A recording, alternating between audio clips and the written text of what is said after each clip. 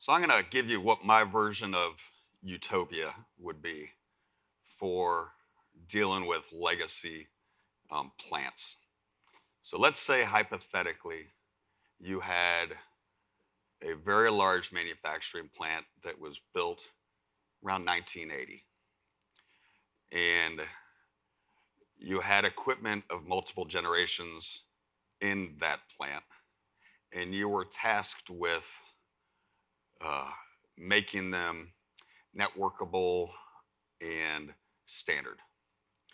So obviously, what we would all do, because we all have unlimited resources, is we would gut the plant, we would create specifications for controls, we would create specifications for communications, we would create specifications for what components you're allowed to use, we would create specifications for how big the panel is going to be, etc.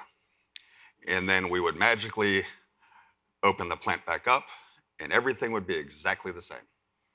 So that doesn't happen, right? Well, it does.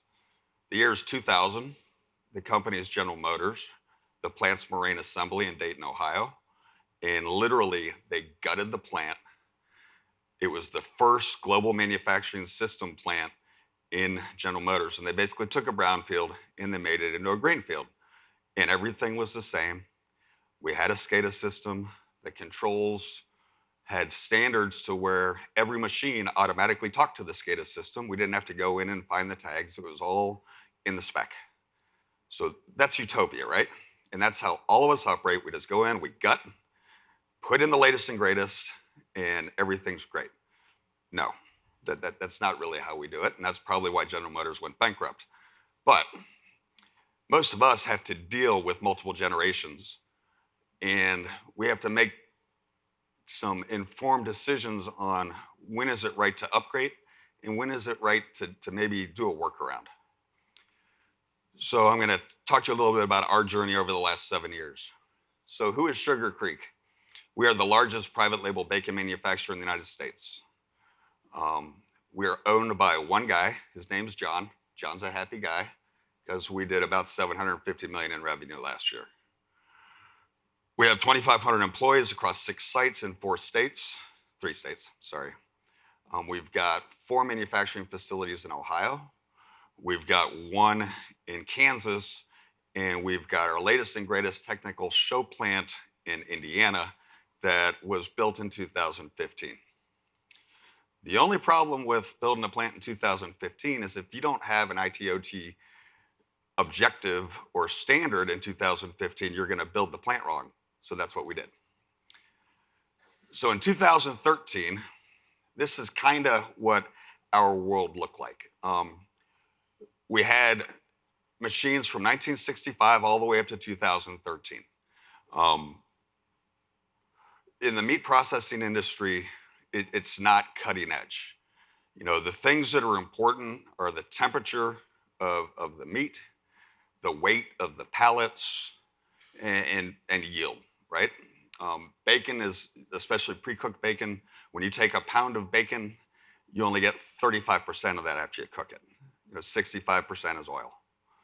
So in 2013, we had very, very limited connectivity from our IT space to our plant floor. And the only thing we cared about was the things that affected the quality. So we had temperature sensors that were directly connected to our IT world, and they were doing, the way they were pulling them is through scripting. And we had scales, a couple barcode readers. That was basically the connection between the plant floor and our IT world.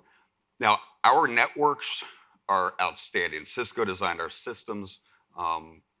We've got the most bulletproof networks probably out there. The problem is nobody was using them.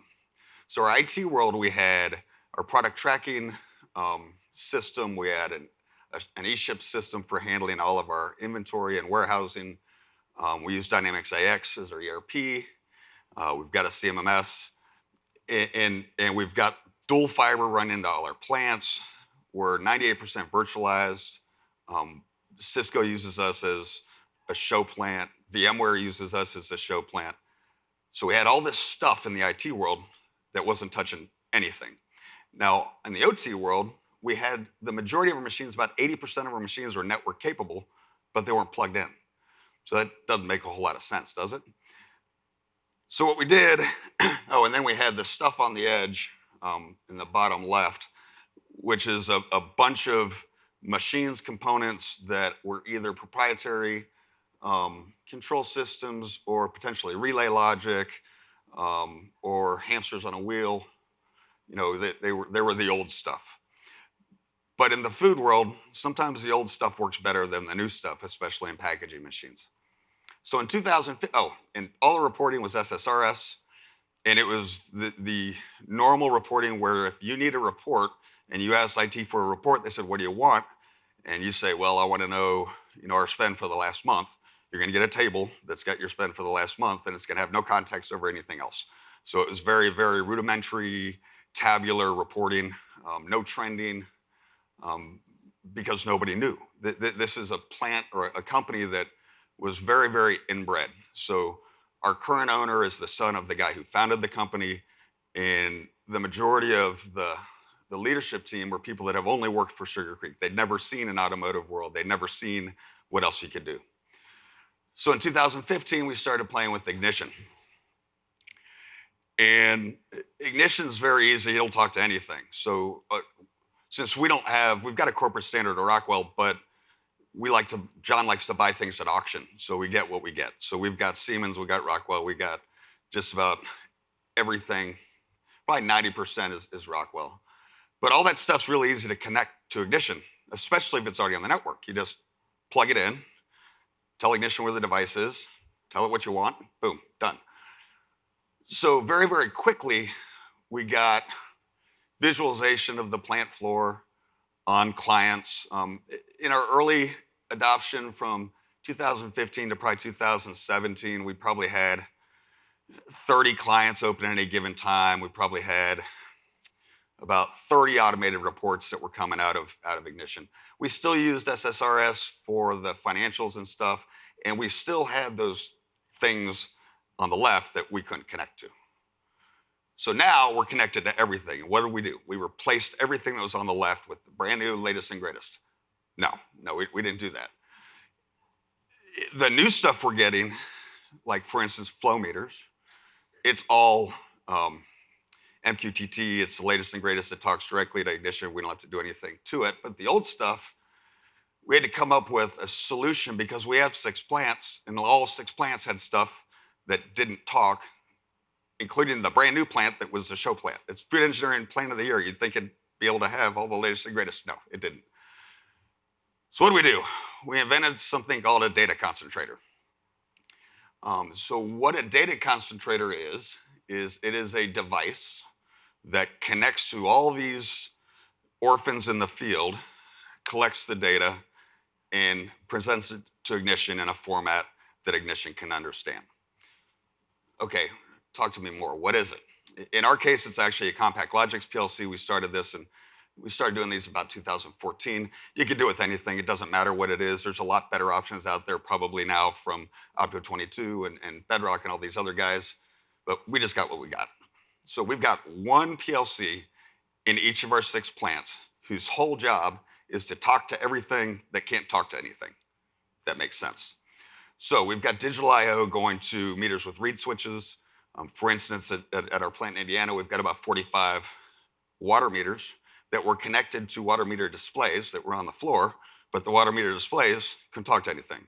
So we had guys with clipboards that would go around, log the values at all 40 of the meters, and then throw the log into a drawer somewhere, and you never do anything with it.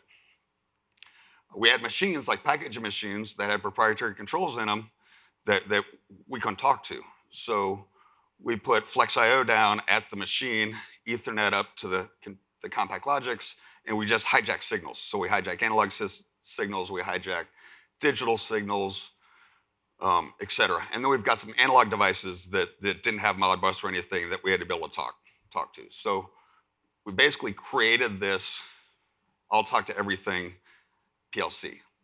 So what are the benefits of it? Obviously one is you get real pretty reports. These are standard ignition reports. These are water and gas usage reports. based on those meters with reed switches that can't talk to anything.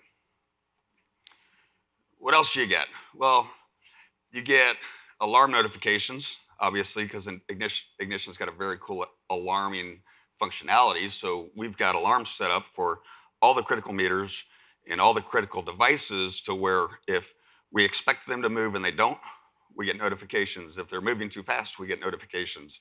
There are email notifications, text notifications, et cetera.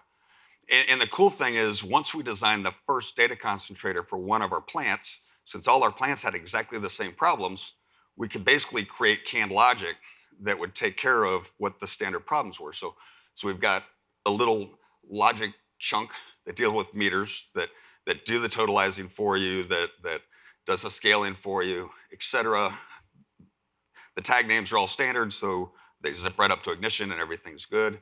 For MES, really all you care about from a core MES is you care if the machine's running and how many it's made. If you've got that information right there, you can pretty much tell if you're doing well or not. So really, some machines we've got running, not running, and a counter. That's it. But I can get OEE off of that, and then we can do downtime tracking using the Stauft MES modules. I hit it pretty much right on the head.